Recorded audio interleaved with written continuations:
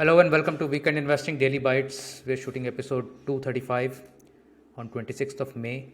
We're going to talk about gaps, why they form, and what to expect once you are in or around the gap, and what is my sort of sense about gaps. This is something that is not really a written down science, but it is a game of probability as to how a market will behave around gaps. So I'll share my perspective, rightly or wrongly, with you.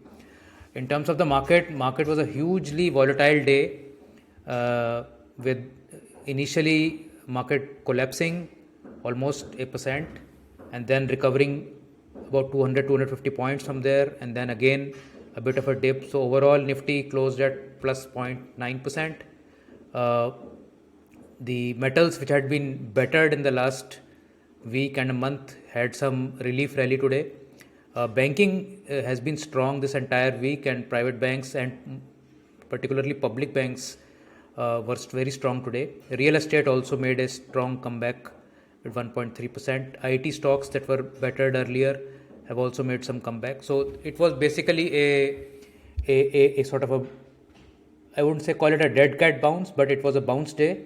And now that we have traded around 16,000 for many sessions now, I think very soon we will either see a breakout on the upside, or we will volatile or violently break down, because this kind of short-term band area movement will not last too long.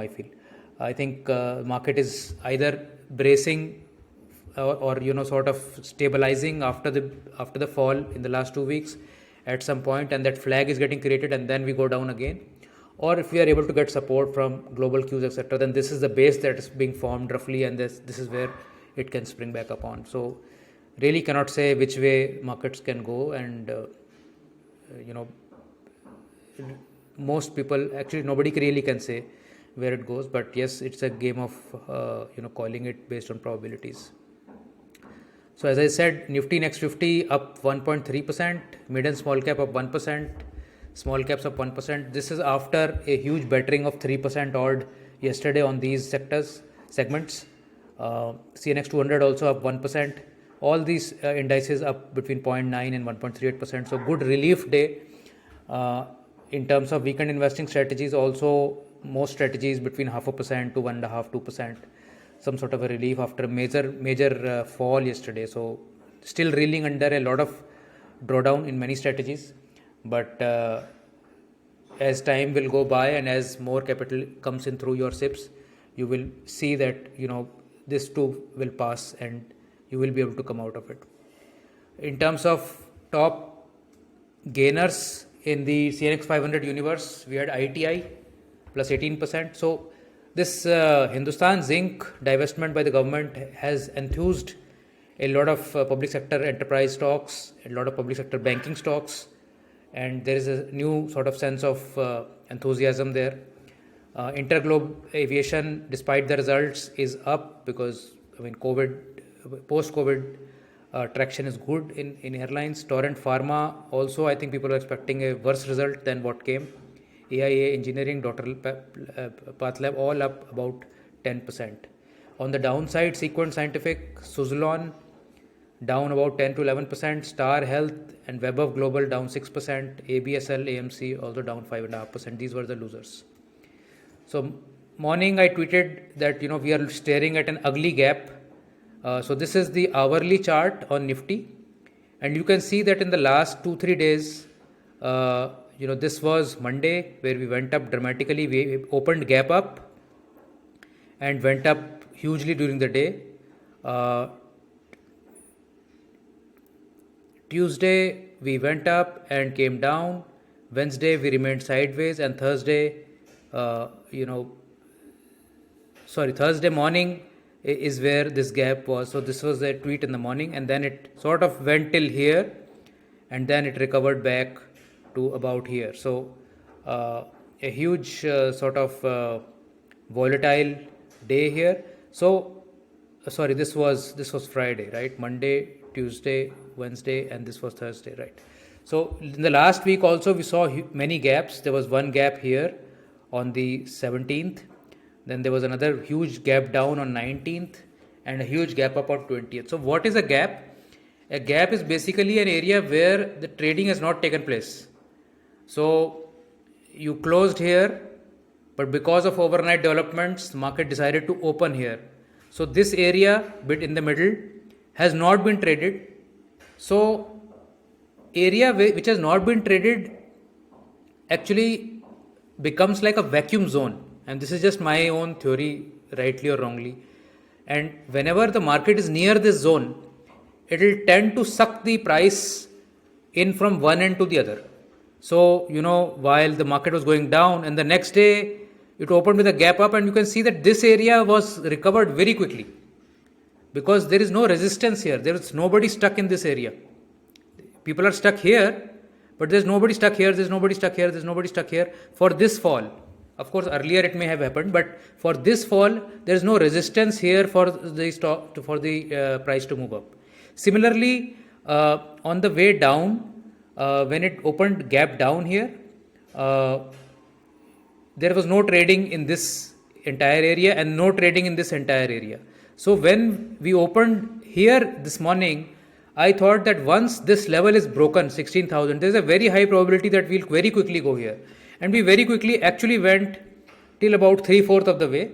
And then, maybe the expiry forces took over, or, maybe there was some buying coming from some quarter that it sharply caused short sellers to reverse their stance.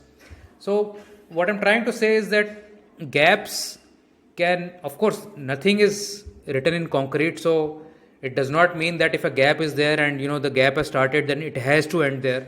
There is nothing written in stone.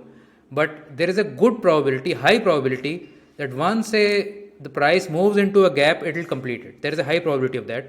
There is also a high probability that if a gap is there in the vicinity of your current price, like it was this morning, it is likely that you will go that way. It is likely.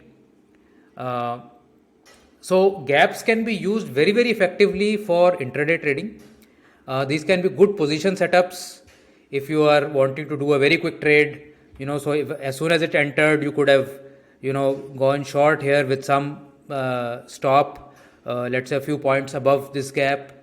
So yesterday morning when it opened here, maybe after first 5 minutes you could have bought here with some stops here, so on and so forth. So essentially no one right way, but gaps do sort of bring a sort of a vacuum like force and pushes the price to rotate there, so that each price gets some rotation at that point. And once there is price rotation, price rotation means in a small band price trading here and there, that creates equilibrium in that area. So gaps are basically non-equilibrium areas where price stability has not been achieved. So whenever a price point or price curve hits a gap, it tends to just get sucked in on the other side. I am not quoting any book, I am not quoting any theories on it. This is just something that I see and I feel that way. I could be totally wrong on this, so don't hold me to this. But that's how gaps should be played. And in my earlier years when I used to trade gaps using these sort of thoughts in my mind. So this is all I had for this small DB. I hope the downtrend in the market does not disillusion or dishearten you too much. This is part of the game. The kind of run-up that we had in the last 2 years in 2020, 2021, if a logical correction has to come on top of that kind of gain, then we may still have a longer way to go down. But as we have seen in several studies, several daily bytes that we have shown over the last 2 decades of price movement, growth economy always comes back. The markets will always come back. The markets are not at such a high valuation with respect to the historical benchmarks also. So don't feel that that we are sitting on a sort of a time bomb kind of a situation where the markets will go half or 1/3 from here. I don't think so. Of course, nothing can be ruled out, but I'm not expecting that. Let's put it this way. So maybe some milder version of a slow grinding phase of the market is on, and unless the domestic fund flows start to sort of match the FII outflows, till that point I think we are still quite hopeful that this time will pass without any major down moves from here. So with that hope, I wish you all the best and thank you for watching these daily bites. Bye.